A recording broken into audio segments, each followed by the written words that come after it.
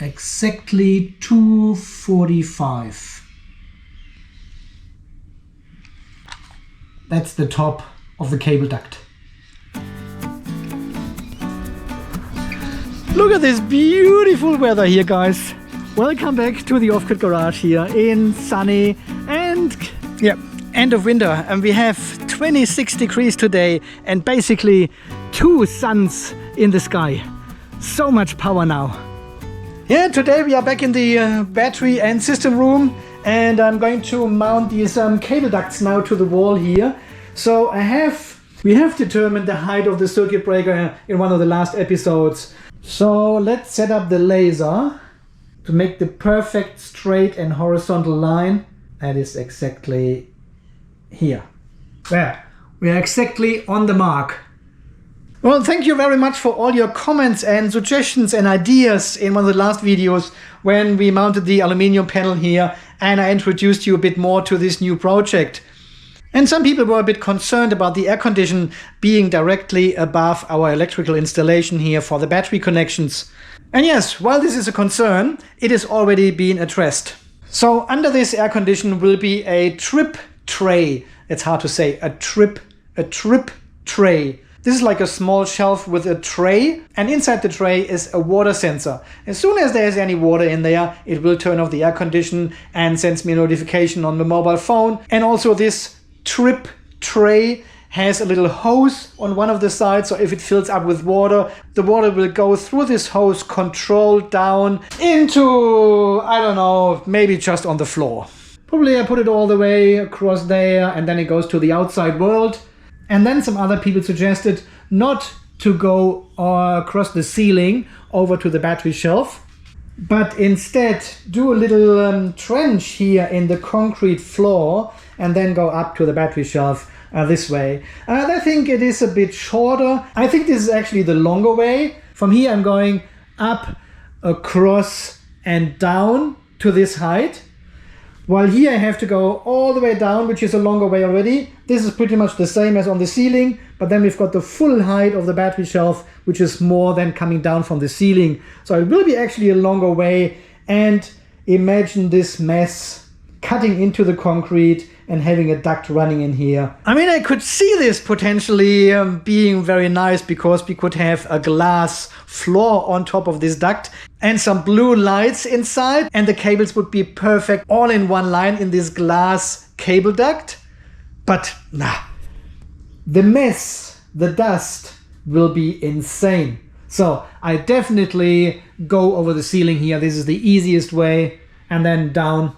And some people suggested go over the door somewhere in this area, then across, but this is all occupied already with the MPPT controller, so there's little space actually going this way. And then some people were concerned about the voltage drop I have from this side to the other side. But hey, voltage drop is only as bad as your cable size is, right? And there was also a big discussion about why not using a second shunt for the other side of this room. Connecting the battery shelf through one shunt and all the batteries on the other side with a second shunt. Well, unfortunately, the Victron system can handle only one shunt as the battery monitor. Yeah, it can handle multiple shunts, but it doesn't merge them together as such. I'm not sure if this is different with other systems, if they can use multiple shunts for different locations of batteries, but please leave your comments down below if this is the case. So here with Victron, we need to run the batteries through one shunt only. And that's why we have to connect the batteries from the battery shelf all the way back to the other side. Yeah, and of course, the discussion about the circuit breakers, yeah? Because I said I want to have them all next to each other, all 4 of them. And obviously we have this little insulation divider, and it separates positive and negative of each of the breaker. But it doesn't separate the positive and the negative of neighboring breakers. So there was the idea to leave a bit of space or to put another spacer in between. But if you look very closely, look at this corner shape here, top and bottom, yeah? It has like this little groove, see that there, and on the other side as well. And if you put them really close to each other like this, they form another of these slots here where we can just install another of these dividers like this. You've got the same groove in the middle of the breaker as well as at the corner of each of the breakers. So they form the same channel here. See that? So obviously they are designed to be that close together, yeah, and form this extra channel. At this stage, I'm not sure where I get these rubber dividers from. I have to ask my Sparky if he is able to get them. If not, we come up with another solution then and put some more dividers in between these breakers. So all these contacts and terminals are separated then by a rubber divider. So we're trying to isolate all these terminals as much as possible.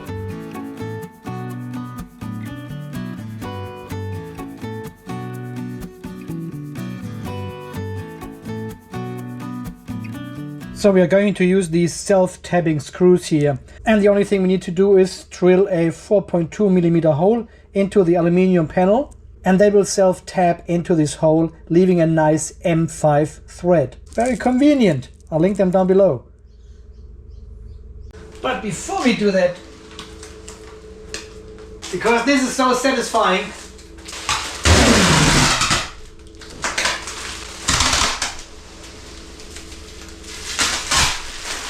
so I've done all the holes already for the cable duct and we just need to put in the screws. They tap into the aluminium, leave a nice M5 thread, so we can always take them out and put them in again. Not that we need to, but it's good that we can.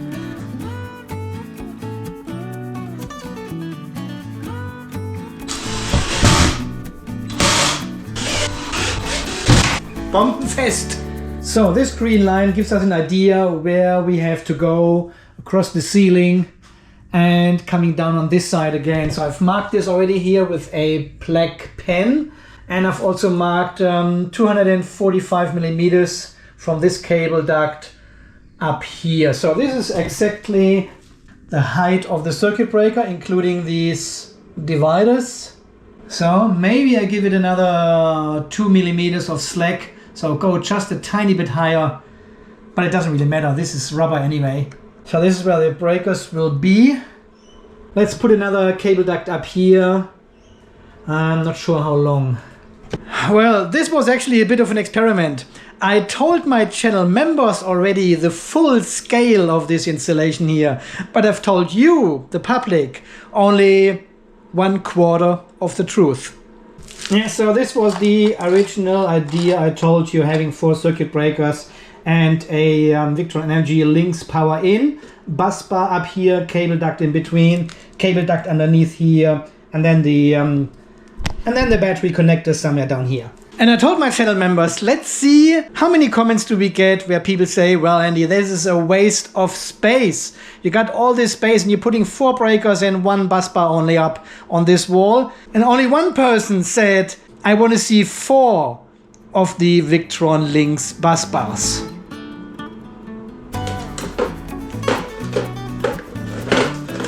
You mean like this, right? Yeah, and of course it wouldn't make sense to have only 4 breakers here, because this gives us 16 connection points for batteries. So there you go. Now you can see the full scale of this project, having 4 Victron Lynx in bus bars and 16 MCCB circuit breakers for battery connections. So we are not wasting too much space, but we also leave some room for expansions for the future. So at the moment I don't know exactly where to start. The only thing for sure is this is the line where we come down there. But where do I start with my bus bars? Where do I start with the breakers? Do I put them all in the corner? So obviously the cables coming from the bus bar going to the batteries should have all the same length. Yeah, this is what everyone knows. But we have tested this here with the Global Tower battery. And I'm testing it again, positive and negative connected on one side of the whole stack, and all 4 batteries are actually fully charging. So we've discussed this in all details in a video, I'll link this down below. So obviously the cable length from the bus bar to the batteries is not a concern. That's been said, it doesn't play a big role where all the breakers and the bus bars are then. But here with these 4 bus bars, we could connect the positive over here and the negative on the other side. And then we would have at least the bus bar system connected the correct way. Doesn't make a big difference, but we want to do it the right way here. We also have to think about the shunt and how to mount it and how to connect it, because I want to have this one here in a small enclosure as well. I don't want to have any exposed terminals. So this leaves us with the only way to mount the smart shunt in this location, just above the cable duct, and move all the 4 bus bars this way.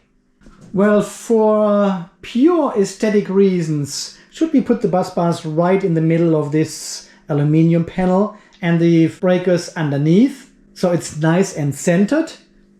I think we do it the same way as we did with the PowerWall when we did all the planning and layout design of this wall behind me. We used templates.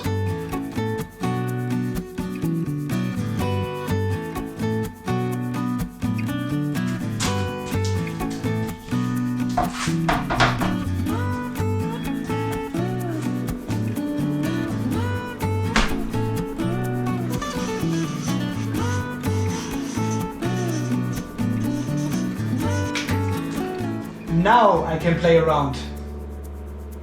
So we've got all 16 MCCBs here. This is the space they require, including the divider flap, the 4 Victron Lynx bus bars up here, 100 mm in between for the duct, the main MCCB connecting all the batteries back to the other side, to the battery shelf. And of course we've got the shunt. I'm not sure yet. So this is basically what I'm dealing with at the moment. And I'm thinking of running a full length of the cable duct in between here as well, same as down here. So I can connect the bus bar, the shunt and the main MCB directly through this cable duct to the breakers.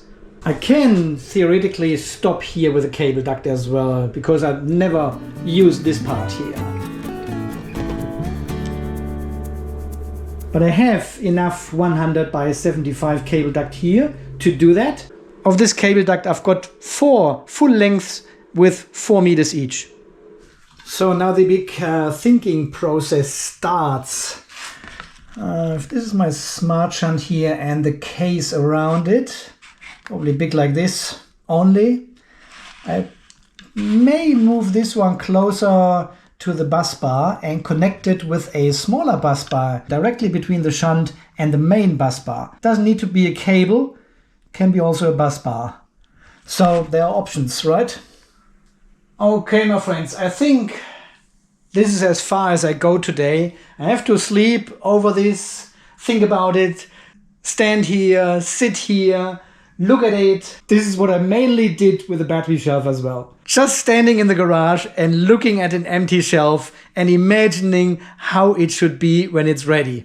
And now it is ready for 3 years. So I think this makes a lot of sense at the moment to me. Well, anyway, you got the full picture now. And thank you very, very much for over 114,000 subscribers here on the channel. Welcome to everyone new. Welcome back to everyone else. Thank you for your overall generous support. You are freaking amazing. Thank you very, very much. Okay, my friends, until the next video, when we probably have a look at something very special, a brand new BMS, and it is not made in China. Yeah, we probably have a look at this in the next video. Take a little break from all this stuff here. Let this sink in, and maybe I come up with another idea. Maybe I pick some ideas from your comments. So let's see what will happen. Guys, until the next video, you stay charged, stay safe, and thanks again for watching. See you then. Bye bye.